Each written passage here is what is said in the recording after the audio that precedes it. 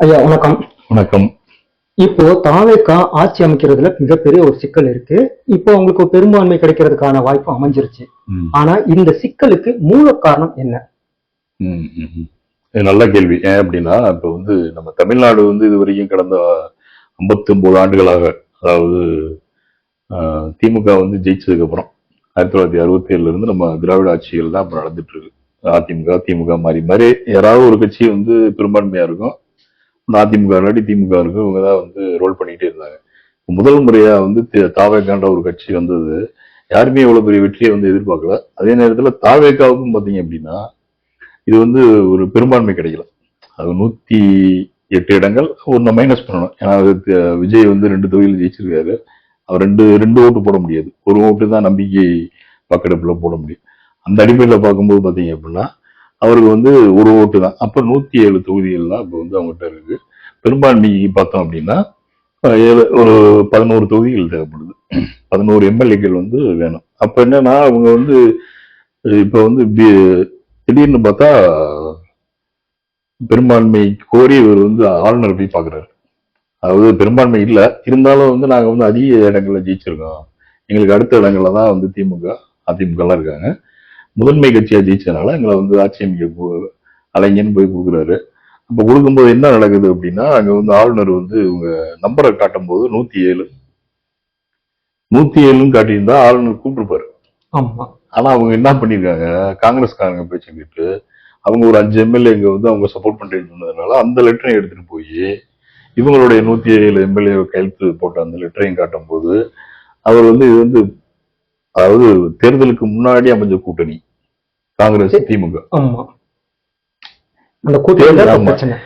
இவரு என்ன பண்ணிட்டாரு, தேர்தலுக்கு பின்னாடி இவங்க சேர்ந்திருக்காங்கல்ல, அப்ப இது அரசியல் அமைப்பு சட்டப்படி இது ஒரு சிக்கலான ஒரு விஷயமா இருந்ததுனால இவரு போய் நான் 107 இடங்களை ஜெயிச்சிருக்கேன், எனக்கு நீ ஆட்சி அமைக்க இது அனுமதி கொடுங்க அப்படின்னா உடனே கொடுத்துருப்பாங்க. ஆனா இதை வலியுறுத்தினது யாரு அப்படின்னா தாவேக்கால இருக்கக்கூடிய சீனியர் நிர்வாகி, அதாவது கிட்டத்தட்ட 9 தடவை ஜெயிச்சவர். அவர் எம்ஜிஆர் கட்சி ஆரம்பிக்கும் போது அவர் கூட இருந்து அவரு கூட எம்எல்ஏ ஆனவர். 1977 இருந்து எம்எல்ஏ இருக்கு. இடையில ஒரு 2 தடவை அவருக்கு சீட்டு கொடுக்கல. இப்ப அவர் ஒரு சீனியர் பேச்ச அவங்க கேட்கலாம். கேட்காம காங்கிரஸ் புதுசா வந்தாங்கல்ல, அவங்க கூட்டணி இணைஞ்சனையுமே உடனே அவங்க பேச்ச கேட்டுக்கிட்டு போய் ஆளுநர்கிட்ட இந்த மாதிரி சொன்னேன். ஆளுநர் ரொம்ப கொந்தளிச்சிட்டாரு.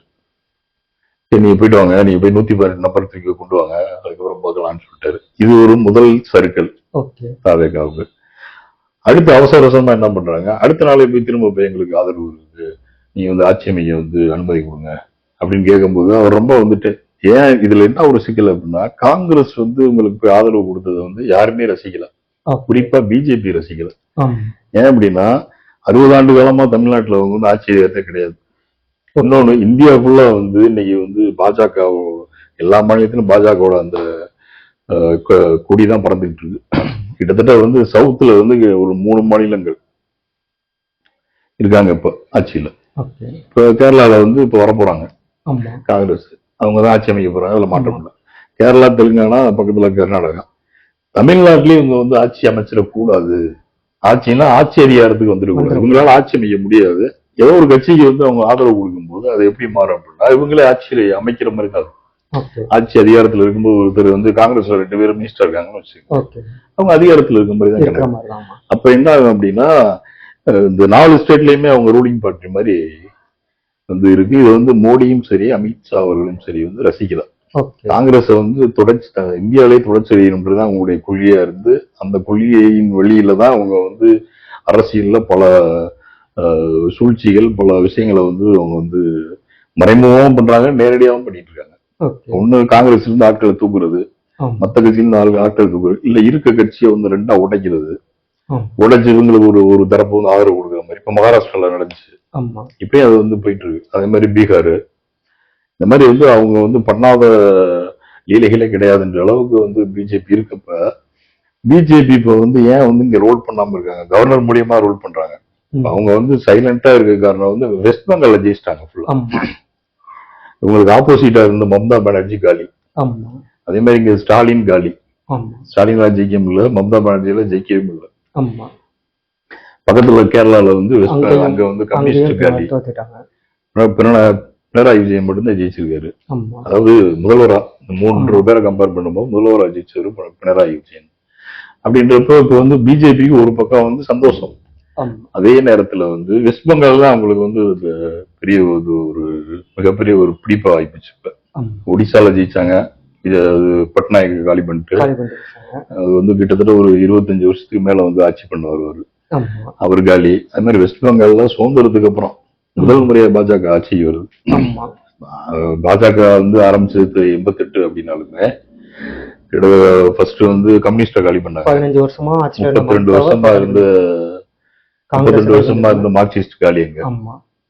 அத வந்து மம்தா மூலியமா காலி பண்ணாங்க. ஆமா. மம்தா ஒரு 15 வருஷம். இப்ப மம்தாவும் காலி. இப்ப வந்து பெரும்பான்மையில தனியா வந்து இப்ப வந்து அவங்க வந்து கோல வச்சுற மாதிரி ஆயிடுச்சு பாஜக. ஆமா. இப்ப டெல்லியிலயும் அதே மாதிரி காங்கிரஸ் வந்து கோல சீட்டு இருந்துச்சு ஷீலா தீட்சித் தலைமையில.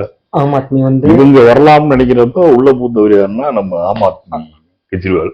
இப்ப ஆம் ஆத்மியும் காலி பண்ணிட்டாரு. இப்ப ஆம் ஆத்மி காலி. ஆமா.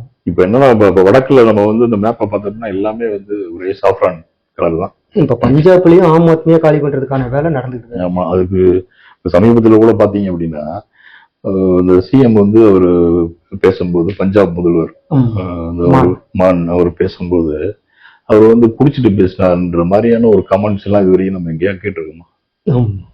ஒரு மிகப்பெரிய ஒரு சிஎம் மேல வந்து எவ்வளவு பெரிய குற்றச்சாட்டை வந்து பழியை வந்து சுமத்துற அளவுக்கு இந்த அரசியல் வந்து நீங்க வந்து அவ்வளவு மோசமா போயிட்டு இருக்கு.